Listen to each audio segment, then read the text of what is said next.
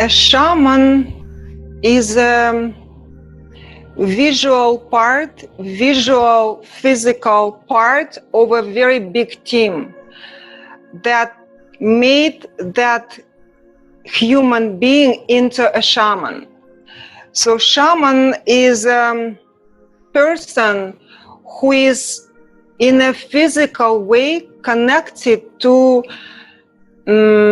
the spirits of the ancestors who were shamans, to the shamanic helping spirits, how they're usually called here, and to gods and goddesses, and to spirit guides, and to a lot of nature spirits, and to all the plenty of participants of these other realities. So shaman is someone who, in a shamanic culture, as Tuva is, where I'm from, is usually forcefully made into a shaman. So no one wants to be a shaman, because shaman means such a very heavy, very difficult, but sacred burden. It is burden nevertheless, but it is sacred. And the power of the shaman does not depend on the shaman. The power of the shaman depends on who are those spirits who made that person into a shaman. And also the power of the shaman depends on the level of emptiness. And what happens during shamanic initiation, where the spirits come and start their initiation process, is that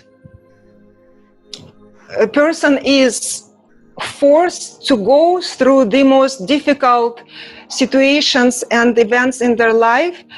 Basically, all the fears, hidden and known, that the person had, they have to face it directly and move through them. So it's a way of making the person, the physical person, a shaman, become aware of all their fears and all the hidden things in order to release it. And the more empty a person becomes, the better the shaman he or she is. Because the shaman ultimately has their own opinion. Shaman is, as my teacher says that shaman is a person with 1,000 faces, is someone who dances with the spirits, and someone who knows nothing.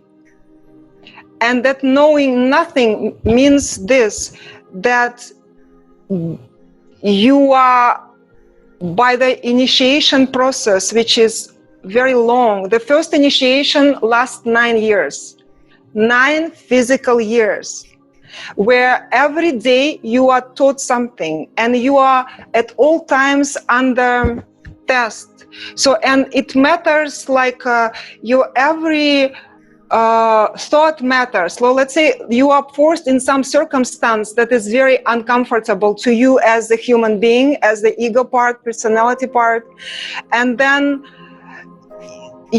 since spirits don't communicate through words, they communicate through telepathic communication, which means they read your thoughts, they read your heart, they read your first impulse, they read your truth.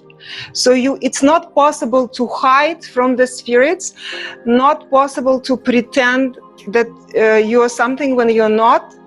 So when I first became aware of the spirits, it made me feel so vulnerable and so exposed, because I realized that how much I actually was hiding with other people. Like I was hiding certain aspects of myself because protection, matter of protection.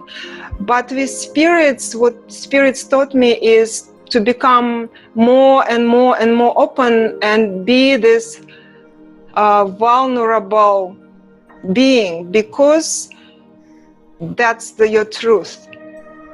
And so shaman is someone who goes through difficult circumstances that release their judgment of self and others. And that release of judgment is very important process, and it usually doesn't happen very fast or very easy. And those difficult circumstances that were induced, are induced by the spirits, is specifically for the shaman to lose judgment of self and to lose the human understanding of what is right or wrong. Because if a shaman still knows what is right in their brain or mind or not, then they are not a good shaman. Because shaman is the one who is like the spirit. Shaman is partially no longer a human being. And the longer the shaman is a shaman, the more non-human he becomes. And what does it mean by non-human is because spirits who don't have physical bodies, and again, I'm not talking about spirits just of the dead aunt, or dead someone. I'm talking about highly evolved consciousnesses who don't have physical bodies.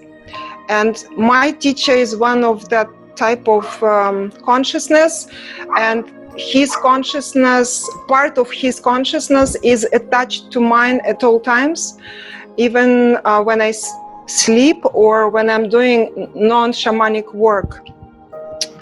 And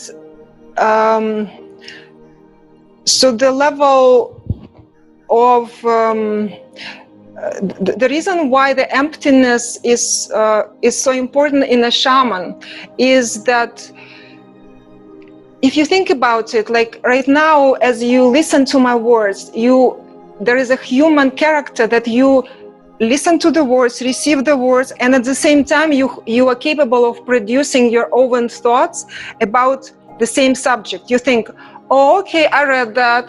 Oh, okay, that makes sense. Or it's like, what, really? So like you have coming up with your own opinion about what you hear. But in order to hear my teacher in other spirits, in the moment they broadcast a thought wave, in order to hear that, since it's not physical voice, at that time of receiving their thoughts, I have to have no thoughts on my own. So in order to hear during the receiving, I have to be totally empty to receive it. And little by little, with communication with them, I have gaps, in more and more gaps between my own thoughts and their thoughts.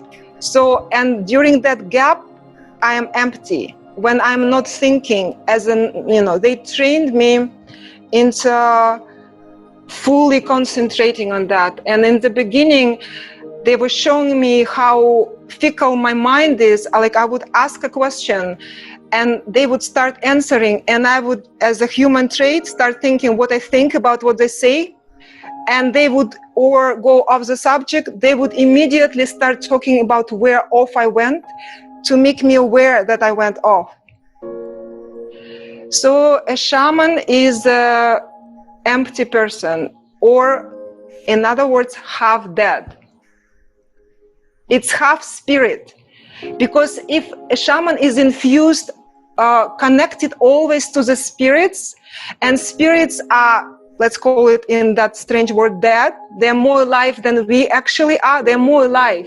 But in our understanding, they are dead. So shaman is someone who already is dead while still having physical body.